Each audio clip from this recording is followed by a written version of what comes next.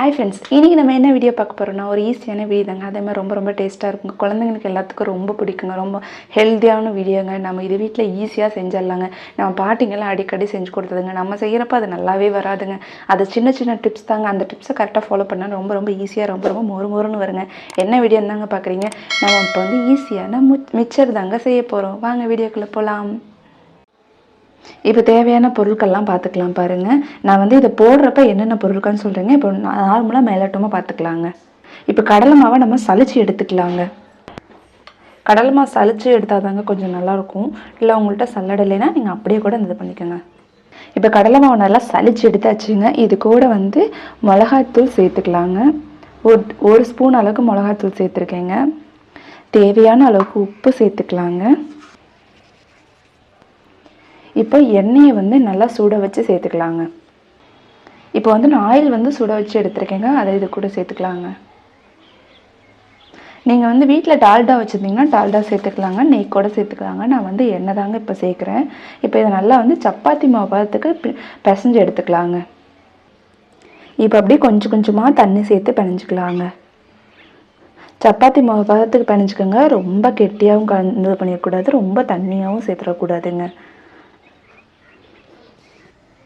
இப்போ பாருங்கள், நல்லா மாவு வந்து பிசைஞ்சாச்சுங்க. சப்பாத்தி மாவத்தோடு இன்னும் கொஞ்சம் இலக்கமாக தாங்க பிசைஞ்சிருக்கேன். அப்போ தாங்க நல்லா வருது. இல்லைனா நல்லா வரல, கொஞ்சம் கெட்டியாக அமுக்கிற மாதிரி இருக்குங்க. நம்ம ஈஸியாக அமுக்கிறதுக்கு சப்பாத்தி மாவத்தோட இன்னும் கொஞ்சம் நம்ம தண்ணி சேர்த்து பிணைஞ்சு எடுத்துக்கோங்க.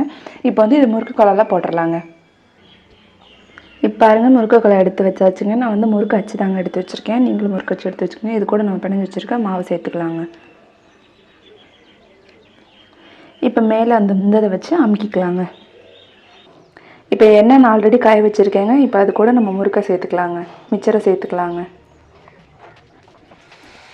பாருங்கள், எவ்வளோ சூப்பராக வந்துடுச்சு பாருங்கள். இப்போ அப்படியே இதை அறுத்து விட்டுடலாங்க. இது அப்படியே மேலாப்பில் வேகட்டுங்க. நம்ம வந்து அடுத்து பெரட்டி போட்டுக்கலாங்க. இப்போ பாருங்கள், அடியில் பக்கம் வந்துடுச்சுங்க. இப்போ வந்து நம்ம பெரட்டி போட்டு முன்னாடி மேலே இருக்கிறத வேக வச்சுக்கலாங்க. இப்போ அடியில் பெரட்டி போட்டாச்சுங்க. இப்போ இது அடியிலையும் நல்லா வெந்துட்டோங்க. நம்ம எடுத்துடலாங்க. இப்போ நல்லா கலர் மாறிடுச்சுங்க. இதை நம்ம வந்து எடுத்துடலாங்க. இப்போ வந்து நம்ம கடலைப்பருப்பு பொட்டுக்கடலை எல்லாம் எடுத்துருக்காங்க. இப்போ வந்து இதை எண்ணெயில் பொரிச்சு எடுத்துடலாங்க. இப்போ முதல்ல பொட்டுக்கடலை சேர்த்துக்கலாங்க. இப்போ வந்து இதை நல்லா வறுத்து எடுத்துக்கலாங்க.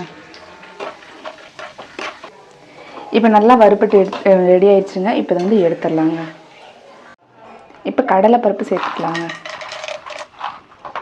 இப்போ கடலைப்பருப்பையும் நல்லா வறுத்து எடுத்துக்கலாங்க.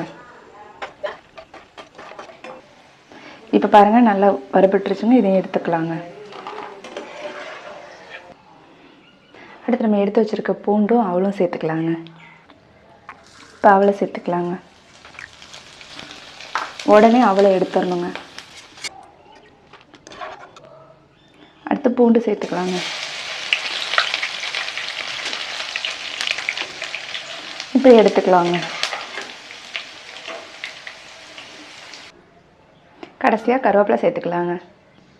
இப்போ கருவேப்பிலை சேர்த்துக்கலாங்க. இப்போ இதை எடுத்துக்கலாங்க. இப்போ நம்ம எண்ணெயில் பொரிச்ச இடத்துல மேலே போட்டிருக்கோங்க. இப்போ நம்ம வந்து அந்த முறுக்கு இந்த மாதிரி இருக்குங்க. இதை வந்து இந்த நல்லா நொறுக்கி விட்டுறலாங்க. ஏன்னா மிச்சர் வந்து அப்படி தானங்க இருக்கும். நான் சாரிங்க, முறுக்குன்ட்டேங்க. மிச்சர் வந்து அந்த மாதிரி தானங்க இருக்கும். இப்போ மிச்சர் பார்த்துக்கு நல்லா நொறுக்கி விட்டுறலாங்க. இப்போ இதை நல்லா நொறுக்கி விட்டுறலாங்க. பாருங்கள், உங்களுக்கு பார்க்குறப்பே நல்லா தெரியுது பாருங்கள். நல்லா மொறுன்னு இருக்குது பாருங்கள்.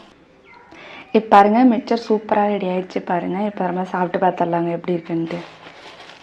உங்களுக்கு பார்க்குறப்பே தெரியுது பாருங்கள். நல்லா மொறுன்னு இருக்குது பாருங்கள். நல்லா சூப்பராக இருக்குங்க. நான் வந்து காரத்துக்கு மேலே மிளகாய்த்தூள் தூவிட்டுருக்கேங்க. உங்களுக்கு வேணும்னா தூவிக்கங்க, வேணா விட்டுருங்க. அது ஆப்ஷனல் தாங்க. சூப்பராக இருக்குங்க. ரொம்ப டேஸ்ட்டாக இருக்குங்க.